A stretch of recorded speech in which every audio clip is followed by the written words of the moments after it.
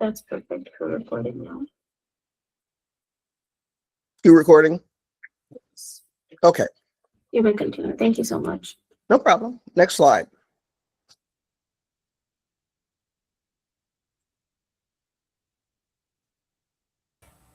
This was the slide we were on. Next slide. Yeah. Unless you wanted me to repeat this, what was on this slide. Oh, no, actually, I think I need to reshare my screen. I keep changing it's changing on my screen, but not on the.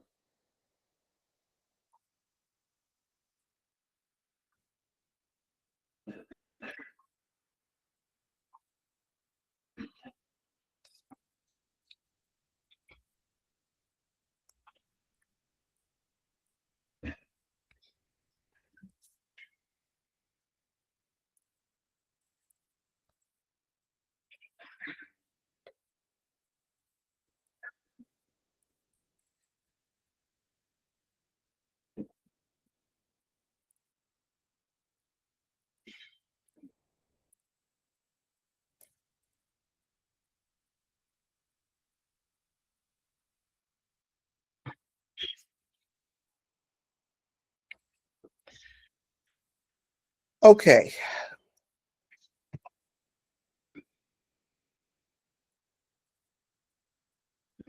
So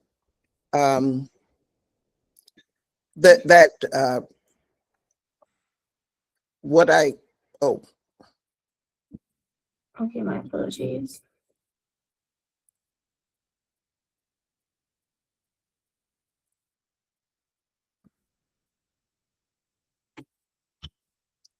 when I mentioned earlier this issue of bridging, this is one of the tools that I often tell scientists that they have in their pocket.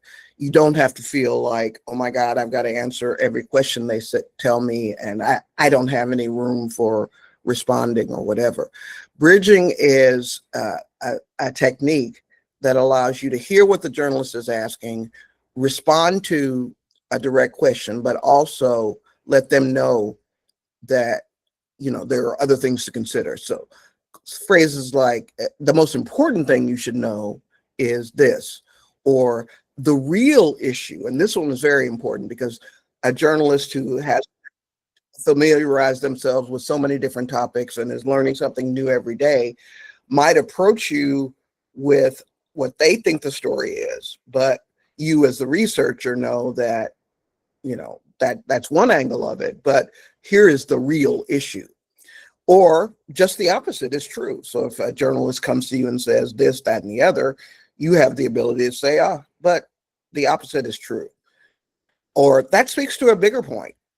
Or what's important to remember is, however. So these are things that give researchers, you know, the tools to handle interviews.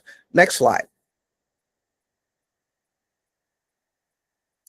And again, I won't read all of these because I do want to leave some time, but I stress to researchers that you have control. You can narrow your message to no more than 3 points. You can avoid jargon. You can restate your message in several different ways. You can also, you have to remember that anticipate, to be prepared that there'll be some misrepresentation. Rephrase questions that are loaded. So if a journalist comes to you with a sort of objective of trying to do a gotcha or get you to say something that they can use in their headline, you have the power to rephrase it. Don't argue with reporters. It's a losing game. It's almost counterproductive because, one, it could wind up in the story, but more importantly, it's a barrier to communication. But the most important one, I think, is don't assume anything is off the record. So don't say anything, you know, if the research is sensitive or if there's a caveat or there's some barrier for you that you're not supposed to talk about something, don't talk about it. Next slide. And again, this is a huge one. Don't use complicated jargon.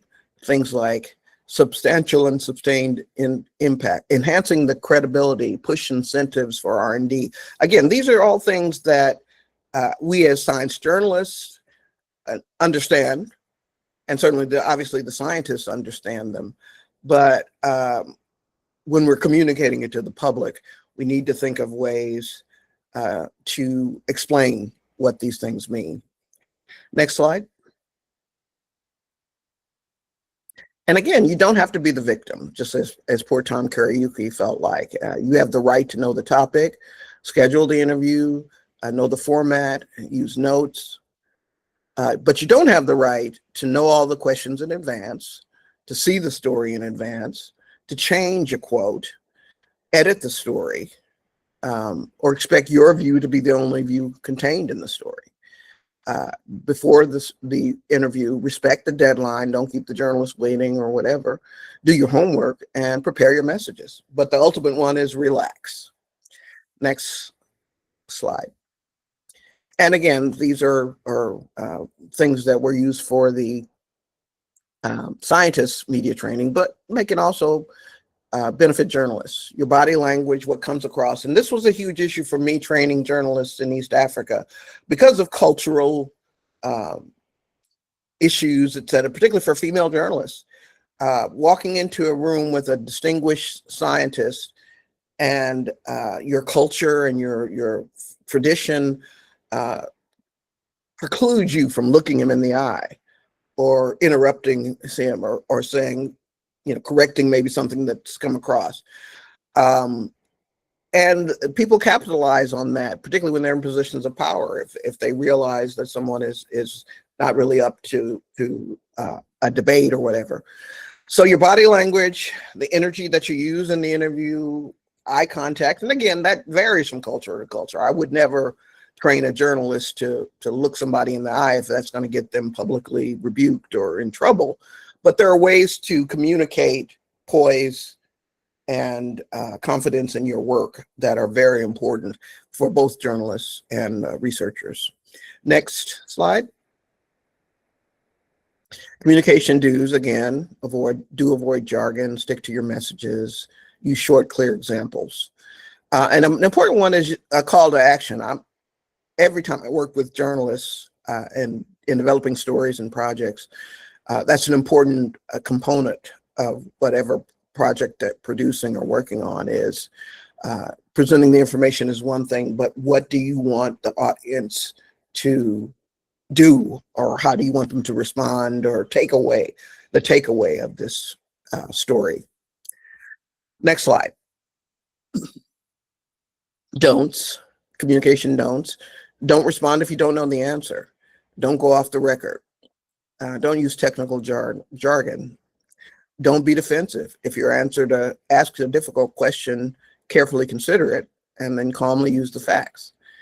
And don't be critical of others. If somebody else is out there doing research and you don't think it's up to snuff, it's not as good as yours, don't focus on that. Just focus on your positive message.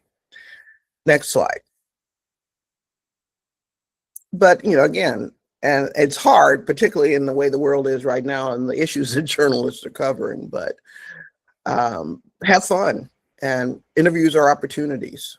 Stay on message, tell brief stories, and restate the message. That can help both the journalist and the researcher in terms of when a question is asked or an issue is presented, restating it or asking people to apply it to a different scenario can be helpful for both parties.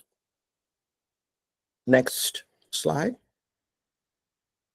And this is the last slide. And I included this one because by the end of the interview, Tom was relaxed.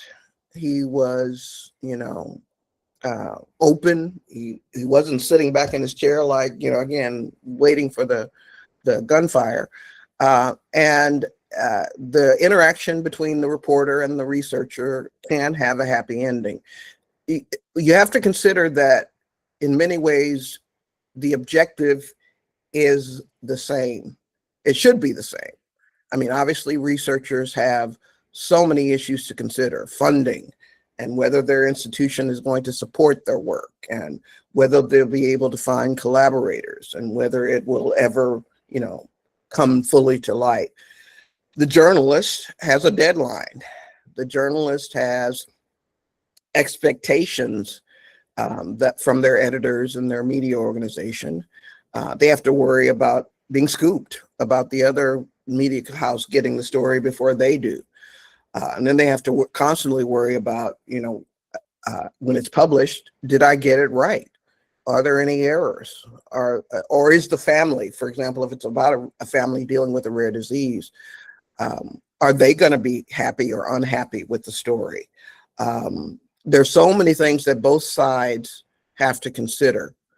But what I hope this presentation has done is to empower journalists to, one, do a better job of taking the time they need to understand the issue, the science, the research, but also the audience, who it benefits, who's going to need to know this information, who might benefit, and again, who might not benefit from it, and to take that energy into that interview with a scientist. Because one of the biggest challenges I had when I was covering these types of issues, and I think I said this the last time I spoke with the Scientia cohort, when I was a reporter for National Public Radio, and I covered research affecting children and families, child health, et cetera, and development.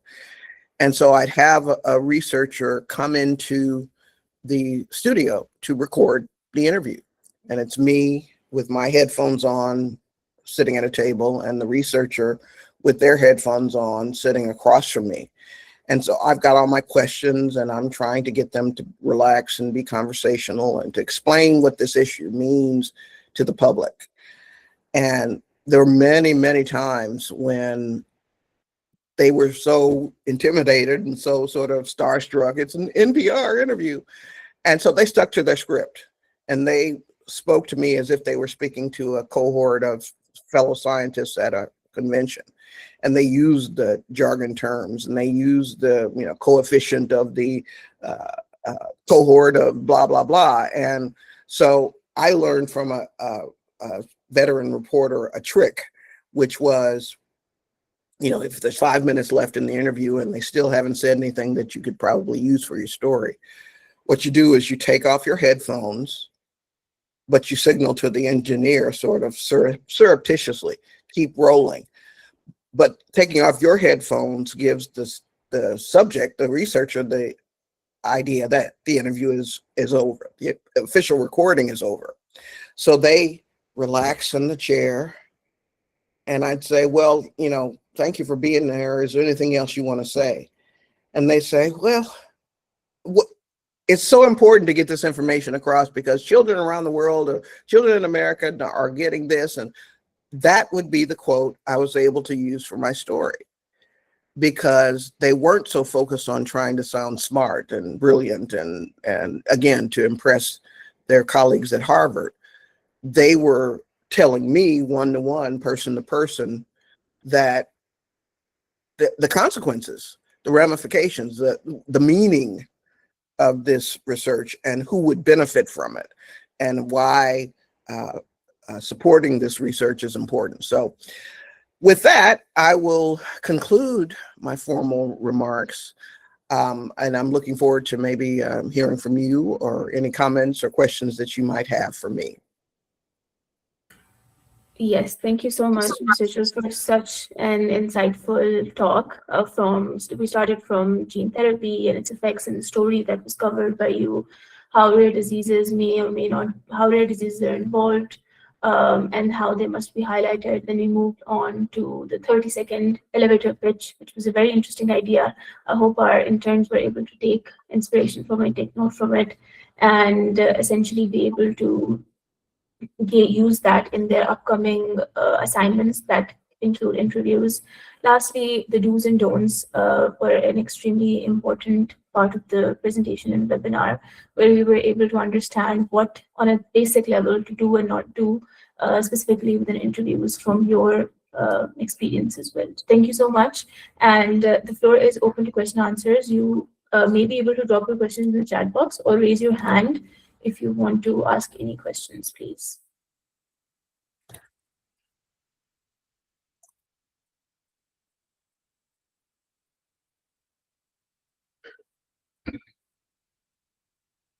So while the interns come up with some questions, I do have a question of my own, ma'am, if you would like to entertain it.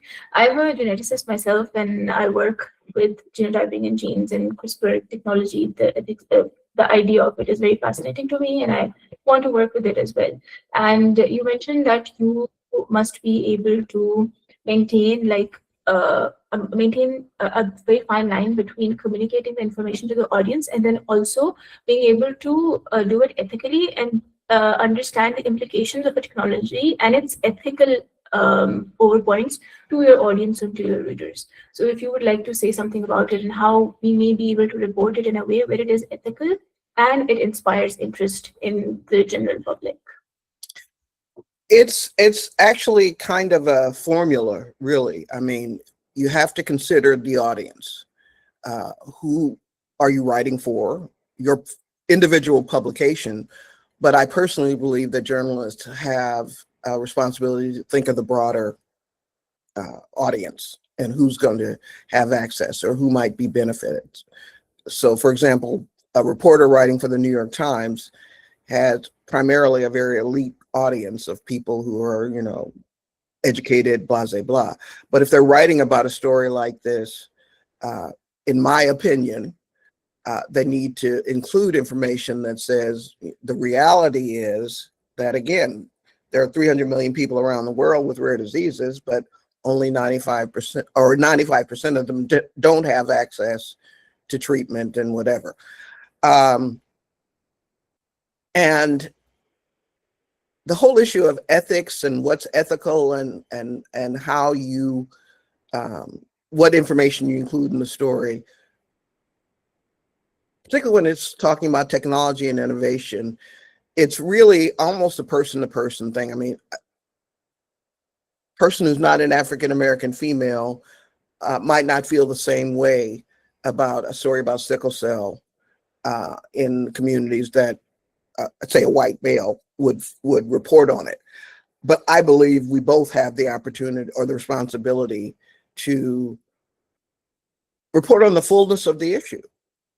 And so when I put myself in your shoes, you're a researcher, you're fascinated by these issues, you want to do more research and whatever. But in the back of my mind, I would tell you to be always thinking about how I would explain my research to, again, the guy next door or my grandmother or whatever. That will, I think, help you as a researcher do a better job of, as you're doing your work, always keeping in mind that this isn't just for something that's going to wind up on a shelf somewhere or that will be communicated at a scientific conference. Always be considering the real world implications and who will be affected by your research. I just think it's just, again, a way, ethical way of moving through the world, whether you're a journalist or a researcher or a doctor, a scientist, whatever it is, keeping that in mind to me is very important. And it's all about basic communication, because again, if it looks nice on the at the scientific conference and you get an award, but again, it winds up in a binder on a shelf, personally, if I were a researcher, that would be very unfulfilling to me. I would be like, I did all that work and it's in a binder. I want more people to have access. Does that answer your question? Yes, thank you so much. That was a great answer. We do have Nida has raised her hand. Nida, you please go ahead and ask your question.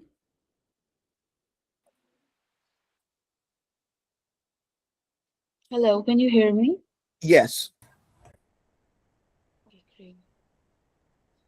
So,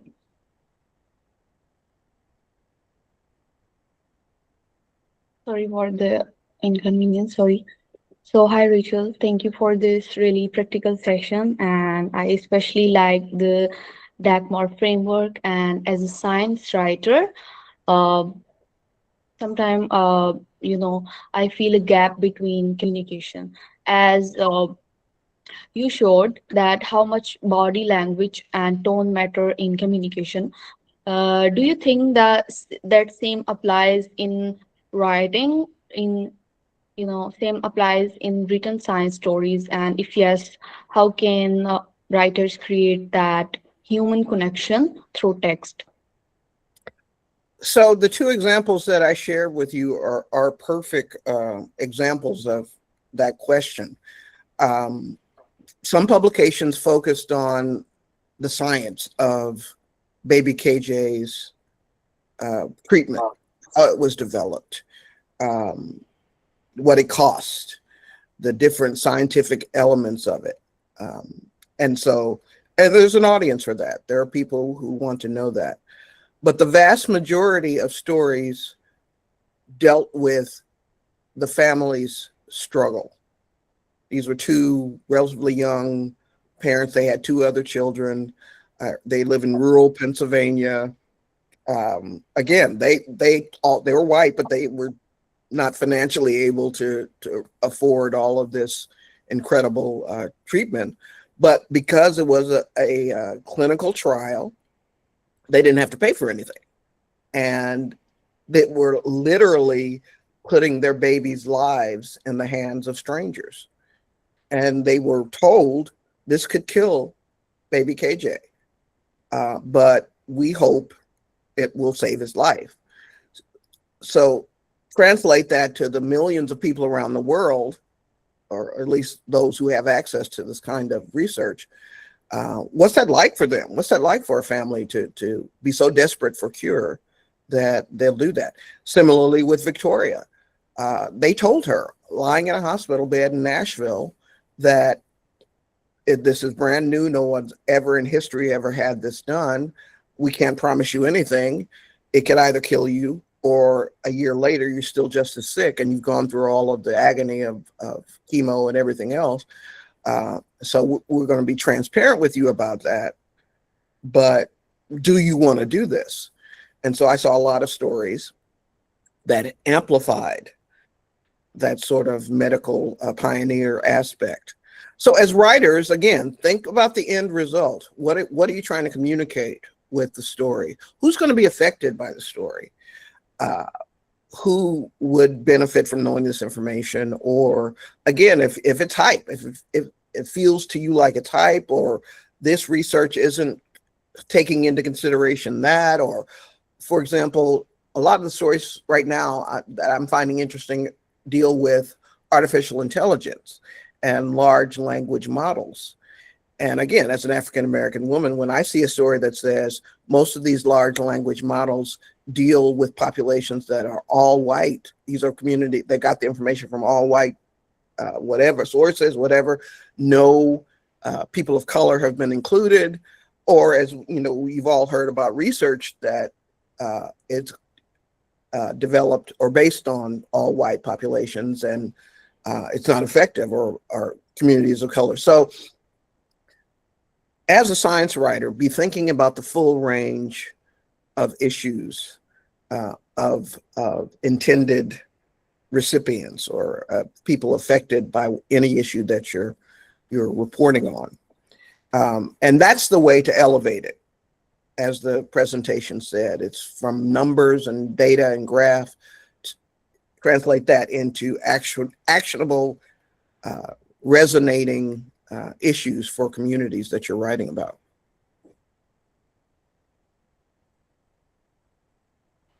Does that help, Nita? Yeah, that helps. Thank you so much.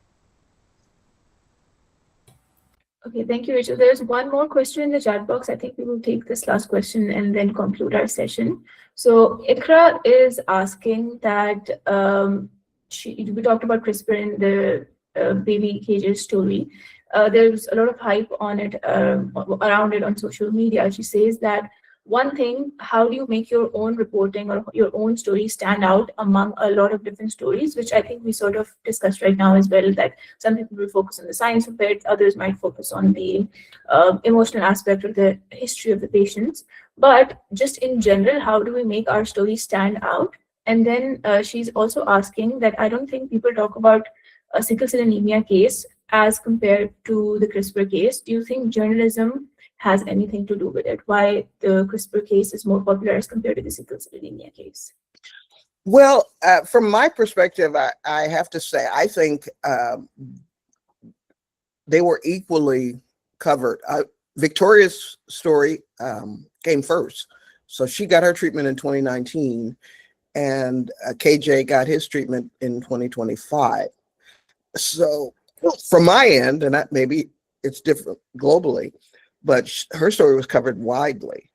She got a lot of attention. She got a lot of, and I think it was because also the two scientists, the two female scientists who won the Nobel, they had won the Nobel. So there was a lot of attention on the CRISPR Nobel, et cetera. But I get your point. It often feels like sometimes communities of color, when things happen to them, or if it's a condition that affects primarily communities of color, it gets less attention. But here's the fascinating, Ikra, something I find very fascinating about what's happened with Victoria's story. Sickle cell anemia, the vast majority of people who have it are people of color in countries like India and Nigeria and Southeast Asia and some parts of South America. So sickle cell anemia is a disease that overwhelmingly affects possibly lower income people of color globally. And yet the disease that yielded the first CRISPR gene editing treatment was sickle cell anemia. And I think the research team and the people, advocates around the world, have capitalized on that. And Victoria, in her personal mission, is to elevate and amplify that aspect of the treatment. So there was an opportunity in the midst of a crisis, opportunity in the midst of a condition that negatively impacts so many disadvantaged or people of color. So that's another thing journalists need to keep in mind. Look for ways to amplify the opportunities or what might work. Ways to do it creatively: use graphics, use a photo story.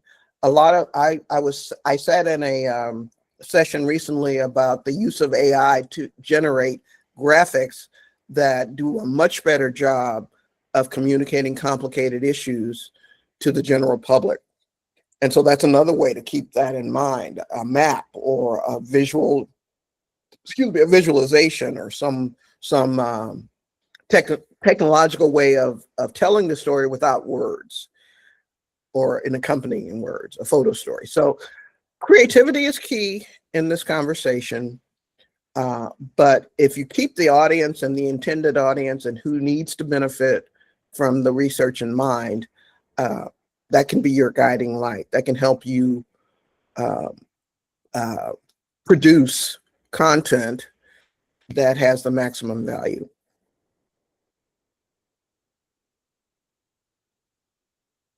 Thank you. Thank you so much, Rachel. I think that answers the question very well.